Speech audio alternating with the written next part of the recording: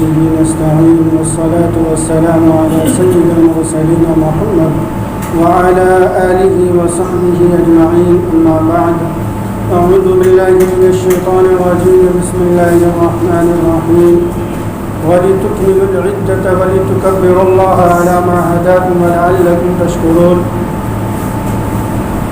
وقال النبي صلى الله عليه وسلم إن الله قد أبدلكم بهما خيرا منهما يوم الأضحى ويوم الفطر أو كما قال عليه الصلاة والسلام صدق الله العظيم وصدق رسوله النبي الكريم ونحن على ذلك لمن الشاهدين والشاكرين والحمد لله رب العالمين. عزیزان گرامی، اللہ کے فضل اور اس کے احسان سے رمضان المبارک کا مقدس مہینہ ہم نے پایا اور اب وہ ختم کو ہے. آج 27 روزے ہو جائیں گے. 2 دن یا 3 دن کے بعد ہم انشاءاللہ عید الفطر منائیں گے. یہ جو رمضان المبارک کا آخر جمعہ ہوتا ہے عموماً ہم اسے جمعۃ الوداع کہتے ہیں، آخری جمعہ. اور اس جمعہ کے موقع سے اس میں اس بات کا اہتمام کیا جاتا ہے کہ ہم خطبہ جو پڑھیں اس خطبے میں خصوصاً جمعۃ الوداع کا تذکرہ ہو، اس پر اظہار افسوس ہو کہ رمضان المبارک کا مقدس مہینہ ہم سے رخصت ہو رہا ہے. لیکن یہ جو اظہار افسوس ہے یا اس کو جمعۃ الوداع سمجھنا یہ صحیح نہیں ہے، یہ بدعت ہے. کیوں بدعت ہے؟ جمعۃ الوداع کا مطلب یہ ہے کہ آخری جمعہ. اب آخری جمعہ کا 2 مطلب ہے. ایک مطلب تو یہ ہے کہ ہماری زندگی کا آخری جمعہ، اب ہمیں کوئی جمعہ ملنے والا نہیں ہے، یا یہ ہماری زندگی کا آخری رمضان کہ اب ہمیں کوئی رمضان ملنے والا نہیں ہے. یہ بھی غلط ہے کہ ہمیں ایسا بدگمان نہیں ہونا چاہیے کہ اب ہماری زندگی میں رمضان ہی نہ آئے گا. یا دوسرا مطلب یہ ہے کہ دنیا کے خاتمے کا آخری جمعہ، اب کوئی جمعہ آنا ہی نہیں ہے، یہ جمعۃ الوداع ہے، اب رخصت ہو رہا ہے جمعہ، اب جمعہ آنا ہی نہیں ہے، مطلب دنیا کا اختتام ہے. یہ بھی غلط ہے. اس لیے جمعۃ الوداع کی شرعی کوئی حیثیت نہیں ہے. دیکھیے اللہ کے نبی علیہ الصلاۃ والسلام کے حج کو کیا کہا جاتا ہے؟ حجۃ الوداع، آخری حج. کیوں؟ کیونکہ اس کے بعد آپ علیہ الصلاۃ والسلام کو حج کا موقع ہی نہیں ملا اور آپ دنیا سے تشریف لے گئے. تو اب ہمارے لیے یہ تصور کرنا کہ یہ ہمارے لیے حجۃ الوداع ہے، یہ جمعۃ الوداع ہے، غلط ہے. کیونکہ اگر ہم یہ سمجھتے ہیں تو یا تو ایک پہلو یہ ہے کہ ہم یہ سمجھتے ہیں کہ ہماری زندگی کا آخری رمضان ہے، اب ہمیں رمضان ملنا ہی نہیں ہے، یہ بھی غلط ہے. اور یا یہ سمجھتے ہیں کہ یہ ہماری زندگی نہیں، دنیا کی زندگی کا آخری جمعہ ہے، تو یہ بھی غلط ہے. اس لیے شرعاً جمعۃ الوداع کی کوئی حقیقت نہیں ہے. اور اس میں اہتمام سے جمعۃ الوداع کا خطبہ پڑھنا اور اظہار افسوس کرنا اور ماتم جیسی شکلیں بنانا یہ سب شرعاً خلاف شرع ہے. اس لیے یہ غلط فہمی آپ نکال لیجئے کہ یہ جمعۃ الوداع ہے. یہ کہا جا سکتا ہے زیادہ سے زیادہ کہ اس رمضان المبارک کا آخری جمعہ ہے. لہذا اگر کرنے کا کوئی کام ہے تو وہ یہ ہے کہ اب جو دن رہ گئے ہیں اس دن میں جو بقیہ رمضان المبارک کے ایام گزرے ہیں ان کے مقابلے میں ہم زیادہ اہتمام سے عبادت کی کوشش کریں، زیادہ سے زیادہ اپنے روزے کو گناہوں سے بچانے کی فکر کریں، زیادہ سے زیادہ نیکیاں اپنے دامن میں سمیٹنے کی فکر کریں. یہ ہے کام کرنے کا. اظہار افسوس اور اظہار ماتم کی شریعت میں کوئی گنجائش نہیں ہے. لہذا اس بدعت کو ہمارے ذہن سے ختم کر دینا چاہیے. دوسری بات یہ ہے کہ اب جو دن آئے گا وہ عید الفطر ہے. اسلام میں عید الفطر کا تصور کیا ہے اور اس کا آغاز کب ہوا؟ جب اللہ کے نبی علیہ الصلاۃ والسلام دنیا میں مکہ سے مدینہ تشریف لائے ہجرت کر کے، تو دیکھا مدینہ والے 2 دن سال میں ایسے رکھتے ہیں جس میں یہ لوگ کھیل تماشا کرتے ہیں اور تفریح کے سامان کرتے، جائز ناجائز ہر طرح کا کھیل کھیلتے ہیں. تو حضور نے پوچھا ما هذان اليوم، کہ تم لوگ اس 2 دن میں کیوں مناتے ہو؟ تو کہا قالوا كنا نلعب في ایام الجاہلیہ کہ ہم اسلام سے پہلے زمانے جاہلیت میں بھی یہ 2 دن سال میں مخصوص رکھتے تھے کھیل کود کے لیے، تماشا کے لیے، تفریح کے لیے۔ تو اللہ کے نبی علیہ الصلاۃ والسلام نے فرمایا کہ ان اللہ قد ابدى لكم بهما خيرا منهما کہ آج سے یہ دونوں دن کھیل تماشے کے بند، اب اس کے بدلے میں ہم تمہیں 2 دن تفریح کے اور خوشی کے دیتے ہیں، یوم الاضحیٰ و یوم الفطر، ایک خوشی کا دن قربانی کا دن ہے اور ایک خوشی کا دن عید الفطر کا دن ہے۔ اور یہ کب ہوگا؟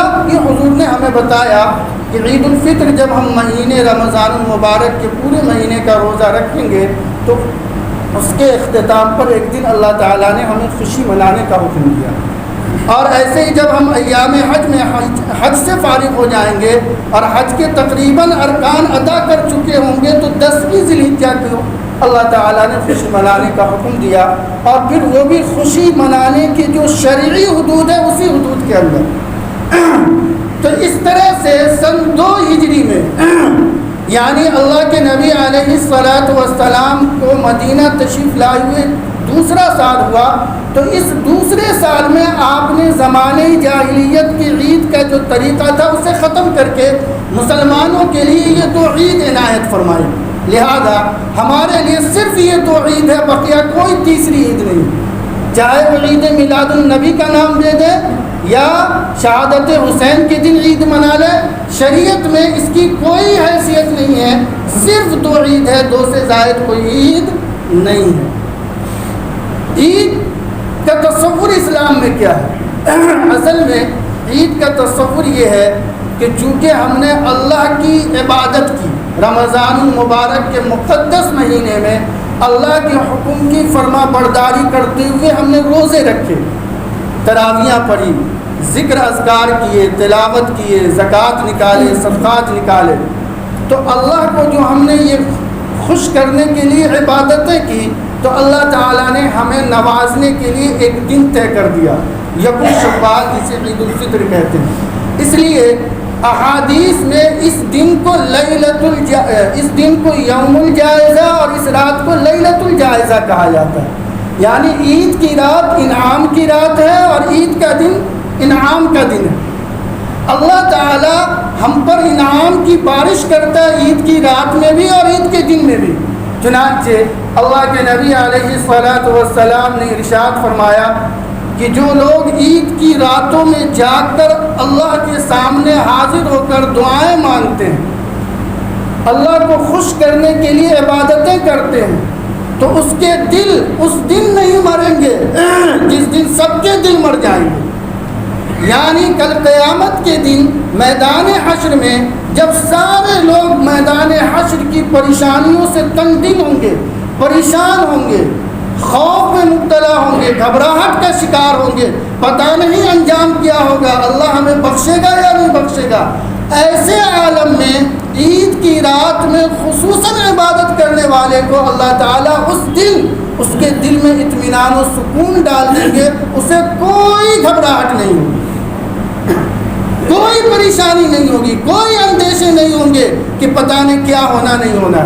یہ لیلۃ الجائزہ یعنی عید کی رات میں جاگ کر اللہ کو منانے کا انعام ہے۔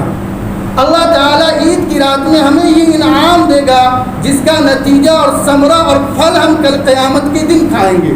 اور یقین مانیے جس کو قیامت کے دن گھبراہٹ سے چھٹکارا مل گیا اس کی واہ واہی ہے، دونوں ہاتھ میں گھی اور لڈو ہی ہے، پورا بدن گھی کی کڑھائی میں، خوش نصیب ہے وہ۔ تو یہ ایک تو لیلۃ الجائزہ کی حقیقت ہے، یعنی عید کی رات کی حقیقت۔ اور عید کے دن کی حقیقت کیا ہے؟ اللہ کے نبی علیہ الصلاۃ والسلام نے ارشاد فرمایا کہ جب بندے عید کی نماز کے لیے عیدگاہ میں نکل کر جمع ہوتے ہیں تو اللہ تعالیٰ فرشتوں سے پوچھتا ہے کہ بندے کیوں جمع ہیں؟ اللہ کو سب علم ہے، لیکن فرشتوں کو اس لیے پوچھتے ہیں کہ جب ہماری تخلیق کا وقت آیا تھا، جب اللہ نے ہمیں بنانا چاہا تھا تو فرشتوں نے اعتراض کیا تھا کہ اللہ ایسی مخلوق کیوں بنائیں گے جو دنیا میں فساد پھیلائے گی؟ تو اللہ تعالیٰ نے کہا تھا انی اعلم ما لا تعلمون، میں جانتا ہوں تم نہیں جانتے۔ تو فرشتوں کو بلائیں گے اور پوچھیں گے کہ یہ بندے عیدگاہ میں کیوں جمع ہیں؟ تو فرشتے کہیں گے اے اللہ رب العزت، آپ کے یہ بندے اس لیے جمع ہیں کہ رمضان المبارک کے مقدس مہینوں میں انہوں نے آپ کی فرما برداری کی، آپ کے حکم کے مطابق روزے رکھے، نمازیں پڑھی، تراویح کا اہتمام کیا۔ آج وہ اس لیے جمع ہیں کہ وہ آپ سے مغفرت چاہتے ہیں، وہ چاہتے ہیں کہ آپ انہیں بالکل معاف فرما دیں اور ایسا کر دیں جیسے وہ گویا کہ ماں کے پیٹ سے نکلا ہو، اور جب یہ گھر جائے تو بخشا جائے اور اس کے گناہوں کو نیکیوں سے بدل دیں، یہ چاہتے ہیں۔ اللہ تعالیٰ ارشاد فرمائے گا کہ دیکھو میرے وہی بندے ہیں جن پر تم نے اعتراض کیا تھا۔ ٹھیک ہے کہ اکثر گناہ گار ہیں، لیکن کم سے کم ہمارے یہ نیک بندے بھی تو ہیں۔ یہ اللہ تعالیٰ ہماری عبادت کو دیکھ کر فخر فرمائے گا، یہ ہمارے لیے خوشی کی بات ہے۔ پھر اللہ تعالیٰ ارشاد فرمائے گا کہ میرے عزت و جلال کی قسم، میری کبریائی کی قسم، میری ربوبیت کی قسم، میری خدائی کی قسم، تم جاؤ اور ان ہمارے بندوں کو بشارت سنا دو کہ ہم نے سب کو معاف کر دیا، چھوٹا بڑا بوڑھا بچہ جوان مرد عورت ہر ایک کو معاف کر دیا، اور انہیں یہ بشارت دو کہ یہ گھر اس حال میں جائیں گے لوٹ کر کہ ان پر کوئی گناہ نہیں ہوگا، کوئی اللہ کی طرف سے گرفت نہیں ہوگی، بلکہ اللہ کی طرف سے رحمتوں کی بارش ہوگی۔ تو یہ ہے عید کا تصور، اور یہ ہے ہمارا عید کا انعام۔ عید کی عیدی اللہ کی طرف سے ہے، اور ہم یہ سمجھتے ہیں کہ ایک مومن کے لیے اس سے بڑی کوئی عیدی نہیں ہو سکتی ہے، کوئی عیدی نہیں ہو سکتی۔ یہ عید کی رات اور عید کی عید کا تصور ہے۔ اب ذرا ہم اپنے معاشرہ کا اور اپنی ایکٹیویٹی کا جائزہ لیں۔ کیا عید کی رات میں ہماری ایکٹیویٹی ایسی ہوتی ہے جو قرآن و حدیث نے بیان کیا؟ ہمارا حال یہ ہے کہ ہم سارا کام آخر میں عید کی رات میں کرنے کا جمع کر دیتے ہیں، سمجھتے ہیں کہ آخری دن کپڑا خریدیں گے جو مارکیٹ میں بالکل نیا اور سب سے الگ آیا ہو، اور اسی شاپنگ کے چکر میں اسی بھاگم بھاگ میں پوری رات گزار دیتے ہیں، اور بھاگ بھاگ کے عید کی نماز پڑھتے ہیں، اور پھر جا کے سانس لیتے ہیں راحت میں۔ عید کی رات بھاگم بھاگ کی نہیں ہے، عید کی رات شاپنگ کی نہیں ہے، عید کی رات مارکیٹوں میں گزارنے کی نہیں ہے۔ عید کی رات تو بس یہ ہے کہ آپ اپنا انعام لینے کے لیے اللہ کے گھر میں حاضری دے دیں کہ بس اللہ ہم نے آپ کا حکم پورا کر دیا، اب آپ اپنی رحمت ہم پر ڈال دیں۔ کتنا محروم شخص ہوگا وہ جو اس رات مارکیٹوں میں اور شاپنگ کے چکر میں اپنا وقت برباد کر رہا ہے۔ اس لیے اب جو عید کی رات آئے اور اب جو عید کا دن آئے، اس بات کا خاص اہتمام کیجئے کہ اللہ تعالیٰ ہمیں دینے کو بیٹھا ہے، ہم بدقسمت ہیں کہ ہم لینے کی ترکیب نہیں سوچتے۔ دوسری بات یہ ہے کہ ہمارے یہاں عید کے موقع سے فضول خرچیاں بہت حد سے زیادہ ہے، تصور نہیں کر سکتے، چاہے پہننے میں ہو، چاہے کھانے میں ہو، چاہے کسی اور شعبے سے ہو، حد سے زیادہ فضول خرچی ہے جس کی کوئی حد اور لمٹ ہمارے پاس نہیں۔ دیکھیے مومن کی صفت یہ ہے، قرآن کریم نے بیان کیا کہ وعباد الرحمن، اللہ کے نیک بندے، مومن کی صفات قرآن نے گنائے۔ قرآن نے کہا والذین اذا انفقوا لم یسرفوا ولم یقتروا وکان بین ذلک قواما، کہ مومن کی اور اللہ کے نیک بندوں کی اور مسلمان کی پہچان یہ ہے کہ اذا انفقوا، جب وہ خرچ کرتے، لم یسرفوا، فضول خرچی نہیں کرتے، ولم یقتروا، نہ بخل کرتے ہیں، وکان بین ذلک قواما، اور وہ فضول خرچی اور بخل کے درمیان میں خرچ کرتے ہیں، نہ حد سے زیادہ خرچ کر کے لٹا دیا۔ ہر ایک کوشش کرتا ہے مہنگا سے مہنگا کپڑا، مہنگا سے مہنگا چپل، مہنگا سے مہنگا پرفیوم، مہنگا سے مہنگا، سب سے الگ دکھنا بھائی، ہمارے بچے، ہمارے گھر کی عورتیں، ہم سب سے الگ دکھیں، اور اس سب سے الگ دکھنے کا وبال ایسا پڑا ہمارے ذہن و دماغ پر کہ حلال و حرام کی تمیز بھی ختم ہو گئی۔ ہمارے گھر کی عورتوں کا لباس بے حیائی کا نمونہ بن گیا، سب سے الگ دکھنا، چاہے کچھ بھی ہو جائے، چاہے ہمارے گھر کی بہو بیٹی بیوی عورتیں ننگی ہو جائے، بازو کھلا رہے، سر کھلا رہے، گردن کھلا رہے، ٹخنے کھلے رہے، یہ منظور ہے، بے حیائی منظور ہے، لیکن الگ دکھنا سب سے اچھا دکھنا، لا حول ولا قوت، ایسے کپڑے پر لعنت، ایسی فیشن پہ لعنت، ایسے لباس پر لعنت اللہ جس پر اللہ اس کے رسول کی ناراضگی ہو۔ عید کا دن، انعام کا دن، اللہ سے لینے کا دن، اور اس دن ہم بے حیائی کا مظاہرہ کرتے ہیں۔ اللہ ہماری حفاظت فرمائے۔ کیسے ہم پر اللہ کے انعامات ہوں گے، کیسے اللہ کی رحمتیں آئیں گی، کیسے اللہ تعالی ہماری حکومت قائم کرے گا، یہ صرف خواب و خیال ہے۔ جب تک ہم اپنی زندگی کے دھارا کو نہیں بدلیں گے، دنیا میں کوئی چینجنگ نہیں ہوگی۔ ظلم بڑھتا جائے گا، آپ پر تشدد بڑھتا جائے گا، تاکہ آپ اپنے آپ کو بدلنے کا تہیہ نہ کریں۔ بے حیائی کی لمٹ ہم کراس کر جاتے ہیں۔ یاد رکھیے، شریعت میں اچھا پہننے کی اجازت ہے، اچھا کھانے کی اجازت ہے۔ قرآن نے کہا یا بنی آدم خذوا زینتکم عند کل مسجد، اے لوگوں ہر نماز کے وقت اچھا لباس پہن کر مسجد آؤ، بن سور کے مسجد آؤ۔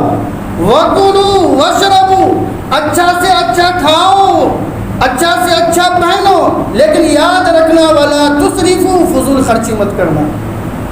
دوسری جگہ قرآن نے فرمایا وآت ذی القربى حقہ والمسکین وابن السبیل، کہ اے لوگوں رشتہ داروں کا حق ادا کر دو، مسکین فقیر کا حق ادا کر دو، اور یاد رکھو وآت ذی القربى حقہ والمسکین وابن السبیل ولا تبذر تبذیرا، اور بالکل ذرہ بھی فضول خرچی مت کرو، ان المبذرین کانوا اخوان الشیاطین، فضول خرچی کرنے والے شیطان کے بھائی ہیں۔ حلال میں خرچ کیا جا رہا ہے لیکن حد سے زیادہ خرچ کیا جا رہا ہے، یہ بھی حرام ہے۔ تیسری جگہ قرآن کریم نے فرمایا کہ اے لوگوں جب تم خرچ کرو تو وَلَا تَجْعَلْ يَدَكَ مَغْلُولَةً إِلَىٰ عُنُقِكَ وَلَا تَبْسُطْهَا كُلَّ الْبَسْطِ، کہ تم اپنے ہاتھ کو گردنوں سے باندھ نہ لو، یعنی کنجوسی نہ کرو کہ ضرورت پر بھی خرچ نہیں کر رہے ہیں، کنجوسی مت کرو، لیکن وَلَا تَبْسُطْهَا كُلَّ الْبَسْطِ، اور بالکل کھلم کھلا خرچ بھی نہ کرو کہ جب تم خرچ کر دیا، اب جب جیب خالی ہو گیا فَتَقْعُدَ مَلُومًا مَحْسُورًا، عقل بیٹھے جھک مار رہے ہیں کہ ارے یار بہت خرچ ہو گیا، کاش ہم خرچ نہیں کرتے، بچا لیا ہوتا۔ یہ شریعت کا مزاج نہیں ہے۔ ہمارے یہاں غلو بہت ہے، ہم کسی کام میں بڑھتے ہیں تو انتہا کو پہنچ جاتے ہیں، اور جب نیچے گرتے ہیں تو انتہا کو پہنچ جاتے ہیں۔ اعتدال شریعت کا مزاج ہے، شریعت میں افراط و تفریط کی کسی بھی میدان میں گنجائش نہیں۔ اس شریعت کا مزاج ہی اعتدال ہے، وسطیت ہے، بین بین ہے، حد سے تجاوز اس شریعت کا مزاج نہیں کسی بھی شعبے میں۔ قرآن کریم نے بہت ابھارا، احادیث نے بہت ابھارا کہ اللہ کے راہ میں خرچ کرو، لیکن اللہ کے راہ میں پورا خرچ کرنے کی بھی اجازت نہیں دی۔ کیوں؟ اگر آج آپ پورا خرچ کر دیتے ہیں اور کل کو افسوس کرتے ہیں تو یہ حرام ہے کہ کاش ہم نہیں پورا خرچ کیے ہوتے تو آج ہم مانتے نہیں۔ شریعت نے کہا تم اللہ کی راہ میں بھی پورا وقت خرچ کرو، بچا کے رکھو وقت کے لیے۔ اللہ کے نبی علیہ الصلاۃ والسلام نے ارشاد فرمایا من فقہ الرجل قصده فی معیشته، کہ انسان کی عقل مند ہونے کی علامت یہ ہے، اس کے صاحب ذی ہوش ہونے کی علامت یہ ہے کہ وہ خرچ میں میانہ روی اختیار کرے، بین بین خرچ کرے۔ ہمارا مزاج فضول خرچیوں کا بہت ہے۔ عید کا موقع ہو، شادی بیاہ کا موقع ہو، کوئی پارٹی کا موقع ہو، افطار کی دعوت دیتے ہیں تو خواہ 50 آئٹم 10 کھایا جاتا ہے، کچھ پکاتا ہے کچھ بچتا ہے۔ یہ مزاج نے ہماری قوم کو غربت کے منہ میں ڈھکیل دیا۔ یقین مانیے پیسے کی کمی نہیں ہے، انکم کی کمی نہیں ہے۔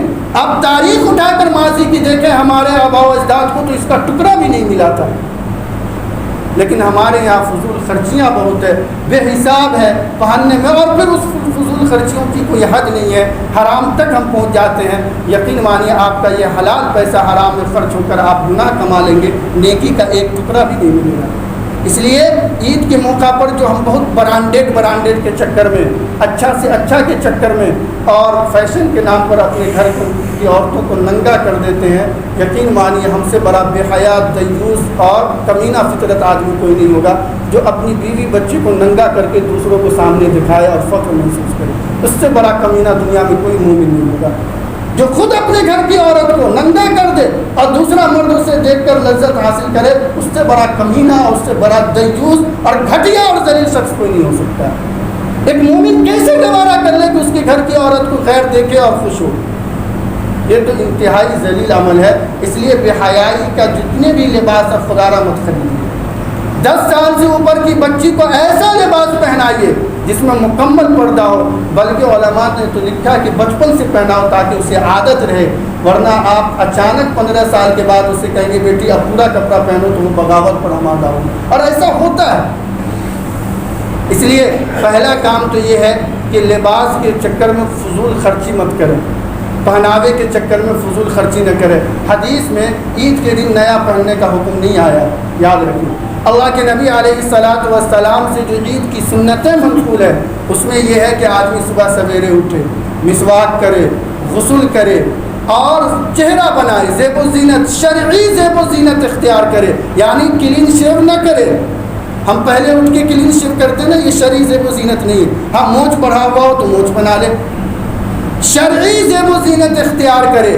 پھر گھر میں جو موجود لباس ہے اس میں سے اچھا پہنے، نیا کا لفظ حدیث میں نہیں آیا ہے. اور پھر خوشبو لگائے، سویرے عیدگاہ جائے، عیدگاہ جانے سے پہلے میٹھی چیز کھائے، عیدگاہ میں آگے بیٹھ کر جگہ لینے کی کوشش کرے، عیدگاہ جاتے ہوئے تکبیر پڑھے، عیدگاہ ایک راستے سے جائے دوسرے راستے سے آئے، عیدگاہ جانے سے پہلے صدقہ فطر ادا کر دے. اور یہ سنتیں ہیں عید کے دن کی. لباس کا کہیں کوئی تذکرہ نہیں ہے کہ نیا لباس ہو. پھر بھی شریعت نے اجازت دی ہے کہ آپ کو وسعت ہے تو نیا پہنیے، لیکن نیا کا مطلب یہ نہیں ہے کہ مہنگا اور فضول خرچی پہنیے، حرام طریقے والا لباس پہنیے، بالکل اس کی اجازت نہیں ہے. دوسری بات، ہمارے یہاں آج کل فیشن کے نام پر ساری حدیں پار ہو گئی. اب ہمارے گھر کی عورتیں مہندی غیر محرم سے روڈ پر لائن لگا کر لگاتی ہیں. نعوذ باللہ من ذالک. کس حد میں ہم گر گئے؟ فیشن کے نام پہ ہم کہاں تک گریں گے خدا را؟ ہمارے گھر کی عورتیں اور مرد لے کر جاتا ہے، لائن لگاتا ہے، غیر محرم مرد روڈ کے کنارے بیٹھے ہوئے ہیں، آپ کی بہو بیٹی گھر کی عورتیں لائن لگا کے کھڑی ہے کہ ہمارا ہاتھ میں مہندی لگا دو. بالکل حرام ہے. غیر محرم کا دیکھنا جہاں حرام ہے وہ چھوٹا ہے آپ کی بیوی کے ہاتھ کو، آپ کی بیٹی کے ہاتھ کو، اور آپ کیسے بے غیرت مرد ہیں کہ آپ کو برداشت ہو؟ ہمارے جیسا آدمی اور ہماری بیوی بیٹی بھر کو کوئی دیکھے تو آنکھ پھوڑ دوں اور چھو دے تو قتل کر دوں، بس چلے. تو کیسی غیرت ہم میں اور آپ میں رہ گئی کہ آپ دیکھتے ہیں اور شان سے لے جاتے ہیں، اور مہندی بھی بغل تک. لا حول ولا قوت. کیا ہے مہندی؟ کیا چیز ہے؟ مان لیں سب سے الگ مہندی لگا بھی لی تو اس سے اسے کیا مل گیا؟ یہ ناجائز طریقہ بالکل بند کیجیے. ایسے ہی چوڑی پہنتی ہیں ہمارے گھر کی عورتیں. مرد اکثر دکاندار پہ مرد بیٹھا ہوا ہے، میں نے پورا دیکھ لیا، کسی بھی چوڑی والے کی دکان میں ایک عورت بھی نہیں ہے، اور باضابطہ بیٹھ کے ہاتھ دیتی ہے، ناپ دیکھتا اور پہنتی ہے. بالکل حرام ہے، شرم کوئی گنجائش نہیں ہے. کیا عید کے دن آپ حرام کرتے ہیں اور اللہ سے انعام کی امید رکھتے ہیں؟ کتنی بڑی بیوقوفی ہے، کتنی بڑی احمقانہ حرکت ہے. بالکل اس کو بند کیجیے. ایسے ہی ہمارے جوان بچے بال کٹواتے ہیں. یہ جو بال آج کل چل چکا ہے کہ بیچ میں بڑا اور سائڈ میں بالکل چھوٹا، یہ حرام ہے، خلاف سنت ہے، یہودیوں اور عیسائیوں کی مشابہت ہے، اور یہ حرام ہے. اللہ کے نبی علیہ الصلاۃ والسلام نے اس سے سختی سے منع فرمایا ہے. اور آپ کو معلوم ہونا چاہیے یہ جو کٹنگ کا اسٹائل، اس کا کیا نام ہے؟ پگ کٹ، سور کٹ اس کا نام ہے. آپ نے سور کو دیکھا ہوگا، سور کے ریڑھ کی ہڈی پہ بال کثرت سے ہوتے ہیں اور پھر بقیہ جسم پہ بالکل چھوٹے ہوتے ہیں. اس کٹ کی جتنی شکلیں ہیں اس کا نام پگ کٹ ہے، سور کٹ ہے. یہ آپ کو نام نہیں بتلاتے، اور ہمارے مسلمان بچے شوق سے کٹتے ہیں، ماں باپ کٹواتے ہیں. جس کے سر پر سور کٹ ہوگا اس کے سر میں نیکی کا خیال آئے گا؟ ذرا تصور کیجیے. خلاف سنت عمل سر پر موجود ہو اور اللہ اور اس کے رسول کی محبت ہم پر برسے گی. کیا بےہودگی ہے، کیا بدعملی ہے. فیشن کے نام پر ہم کہاں جا رہے ہیں؟ کیا مرد کیا عورت سب دلدل میں پھنسے جا رہے. بھائیوں اس سے پرہیز کیجیے. اور ہمارے نوجوان فیشن کے نام پہ بہت سے کڑا پہنتے ہیں، چین پہنتے ہیں، اور بھی بہت کچھ پہنتے ہیں. یہ سب کے سب حرام ہے. مردوں کے لیے صرف چاندی کی انگوٹھی پہننے کی اجازت ہے، وہ بھی 4.5 گرام کی، صرف 4.5 گرام. 4.5 گرام سے زائد چاندی کی انگوٹھی بھی ہے تو وہ پہننا جائز نہیں. سونا کا تصور ہی نہیں، لوہا کرے زنجیر وغیرہ کا کوئی تصور نہیں. اور ہماری عورتوں کے لیے زیورات کی جتنی شکلیں سونے چاندی کی وہ پہن سکتی ہیں، لوہے لکڑ کی بھی زیورات پہن سکتی ہے، البتہ انگوٹھی میں صرف سونے چاندی کی انگوٹھی عورتوں کے لیے پہننا جائز ہے۔ آرٹیفیشیل جو انگوٹھیاں آتی ہیں یہ عورتوں کے لیے پہننا بھی جائز نہیں ہے، البتہ آرٹیفیشیل زیورات پہن سکتی ہیں۔ اب آپ پوچھیں گے جب زیورات پہن سکتی ہیں تو انگوٹھی کیوں نہیں پہن سکتی؟ کیونکہ انگوٹھی کی حدیث میں صراحتاً ممانعت آئی ہے۔ اللہ کے نبی علیہ السلام نے صرف سونے اور چاندی کی انگوٹھی کی اجازت عورتوں کی دی ہے، اور زیورات کے سلسلے میں چونکہ اللہ کے نبی علیہ السلام کا کوئی فرمان موجود نہیں ہے، اس لیے علماء نے اس میں گنجائش دی ہے کہ آرٹیفیشل زیورات جتنا چاہے کان، بال، آنکھ، پاؤں جہاں لٹکا لیں۔ ایسے ہی ہماری عورتیں فیشن کے نام پر، میک اپ کے نام پر ہویں بناتی ہے، اب تو مرد بھی بنانے لگے نعوذ باللہ، اور بیچ بیچ کا بال اڑا کے یوں دیکھا میں نے کتنے لوگوں کی آنکھوں سے، سب حرام ہے، بھاوے بنانا بھی جائز نہیں ہے۔ عورت کو اتنی گنجائش ہے کہ چہرے پر اگر یہ جو لب کے اوپر کا حصہ، بعض عورتوں کو اس پر بال آ جاتے ہیں، اس کو منڈانے کی اور اس کو اڑانے کی گنجائش ہے، باقی بھاوے بنانا یا آنکھ کی پتلیوں کو سنوارنا اس کی بھی گنجائش نہیں ہے۔ ان سب کا خیال کرے، یہ سب عمل حرام ہے۔ عید کے دن، انعام کے دن، اللہ سے لینے کے دن ہم اس کیفیت میں جائیں کہ ہمارے لباس میں، ہمارے جسم پر حرام طریقے موجود ہو، پھر کیسے ہم امید رکھیں کہ اللہ کی رحمت ہمیں ہوگی؟ اس لیے بھائیوں، عید کا دن آ رہا ہے، عید کو دن شریعت کے مطابق منائیے، اپنے من کے مطابق مت منائیے۔ من کے مطابق آپ کریں گے تو کچھ نہیں ہوگا۔ اللہ تعالی ہمیں نیک عمل کی توفیق عطا فرمائے۔ وآخر دعوانا الحمد للہ۔